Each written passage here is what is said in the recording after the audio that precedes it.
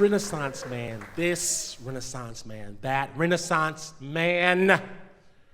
How's about a Renaissance woman? That's right. Teacher, director, cinematographer, an amazing woman, and this, ladies and gentlemen, is her storytelling debut. That's right. A warm welcome from Miss Kate Ascott-Evans.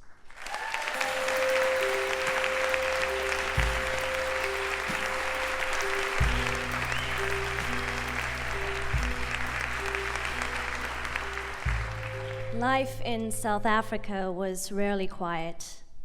My parents were always fighting. I was 13 and all I wanted was a family that worked. And then I got an unusual chance to make that happen. It started when Abigail, my brand new pet mouse, suddenly gave birth to 7 beautiful pink babies.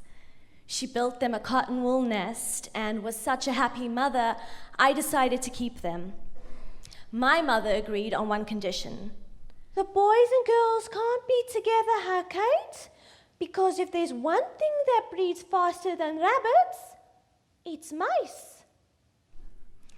Picking each mouse up by its tail and checking for tiny testicles, she determined there was only one male, Norman.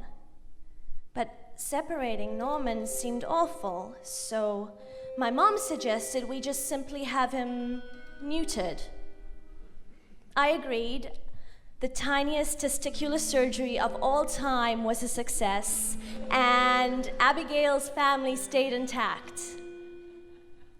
My family, however, would not. Very shortly afterwards, my parents announced that they were getting divorced. And it was a hard moment. I felt both heartbroken and relieved. I locked myself in my bedroom and I went to go sit by my mice. And there by the food bowl, lying on his back with this huge blood clot over where his balls would have been, was Norman. He was dead, and it was my fault. My mother wasn't so sure. No, Kate, this had nothing to do with the surgery. Nothing at all. Turned out that Norman wasn't the only male in the litter. His sisters, vice versa, and Dapple were also boys. I had let Abigail down and killed her son, but I was not going to split this family up any further. I told myself I had raised them with good mouse morals, and the boys would just definitely not try sleep with their sisters. And then I had 40 mice. Now, I wasn't the only member of my human family to retreat into my own world.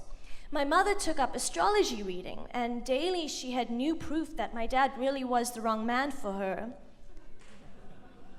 You see, Kate, your father, he is a Taurus with a Sagittarius rising. And that, Kate, that means he doesn't listen. My father had taken a more Don Juan approach to coping. When I called his new home, I was greeted by messages like, "Hello, you've reached the love doctor.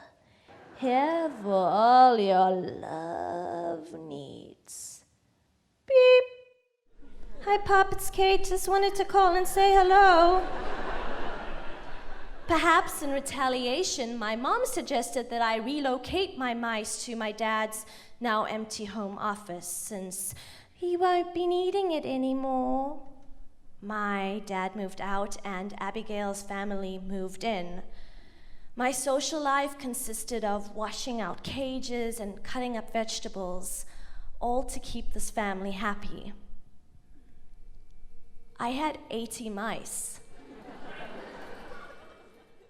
And then one day I reached into the cage to check on the latest litter. The newborns were nowhere to be seen. And that's when I found it. A single bloody baby mouse head. I was freaked out. My mom reassured me, it's natural. Because sometimes in nature, when animals get stressed, they just eat their young. But I knew I'd failed at being a good parent. By the time the tumors started appearing, I was in over my head. My father lovingly explained, well, what do you expect, Kate? You diluted the gene pool. The tumors were huge. They grew as rapidly as the mice bred. I was forced to quarantine the sick on the other side of my dad's office. Remembering the red disinfectant my mom used on my scrapes when I was little, nightly I dabbed cotton balls of mercurochrome onto their wounds and tumors. It didn't help. I had an infirmary of blood-red mutant mice. I had just turned 14. I had over 100 mice and a lot of death. Burying my dead pets was too much. I just wasn't ready to say goodbye. Instead, I took their tiny corpses, wrapped them in tissue, put them in a Ziploc bag marked mice, and put that in the freezer next to the strawberry ice cream. 14 with the mice morgue. The stress took its toll. I had nightmares, insomnia. I wandered the house like a strung-out zombie until finally there came a point where my mom looked up from her tarot cards and for the first time in a while, she really saw me. No more kites. They're going to the pet store. I kept 3 mice, including Abigail. I said goodbye to 132 others. And once again, I felt both heartbroken and relieved.